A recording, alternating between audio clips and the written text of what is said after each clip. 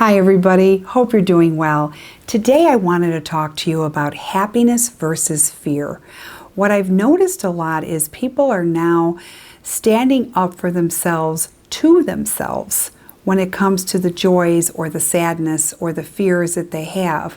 Many times I get clients, and a lot of times I'll get mothers that will say, I have this fear that I'm working so much. Is it going to affect my child? Now, for various reasons, people work, the jobs that they have or as many hours as they have. It's not just for money. And there's nothing wrong with working hard. But at some point, you have to start realizing, what am I doing? Is it going to affect my well-being? My well-being to be happy. Because if I'm not happy, I can't be a good mother. I can't be a good, spouse to my husband. When you think about these things. So when is enough too much? There was a man that I knew, and he was such a nice man, and he made an abundance, and I mean abundance amount of money.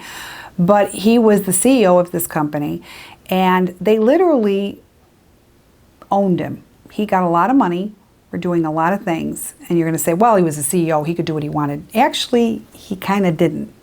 He was responsible for everything that went wrong. He was responsible to get things going in a way that the company really needed him to do. But at the end of the day, there was no time for his family, but more important, even for himself. So at some point, we had this session, and I said, so when are you going to think about you? He said, Susan, from the last session we had, that's all I've been thinking about. And you're right, there's no quality to my life. They're paying me the money. I said, yes, but they own you. How many texts, messages, and emails are you getting? He goes, I've stopped counting it so much.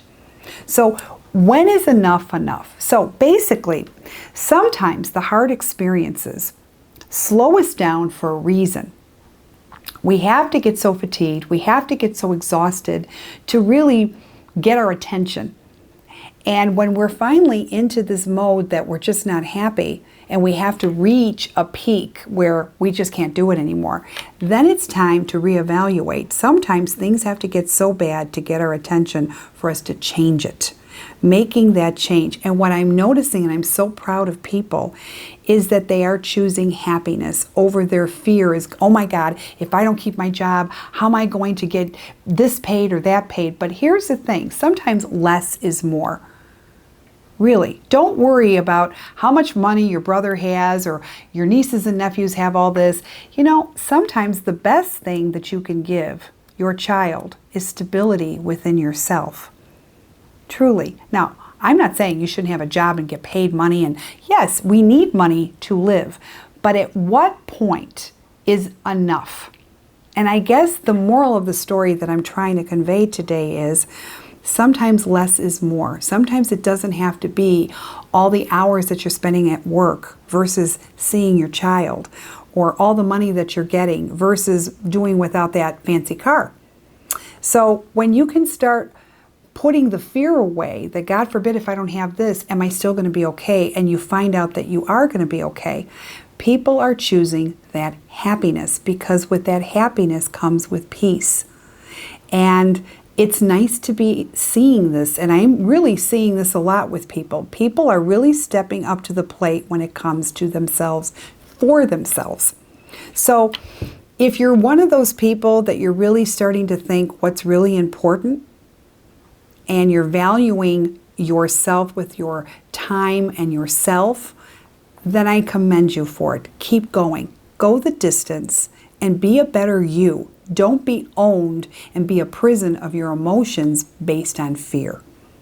I hope this helped. Subscribe to YouTube, subscribe to Facebook, and I look so forward to speaking with you again and coming up with something else that we need to talk about. Until then, all the best, all my love, take care. Bye-bye.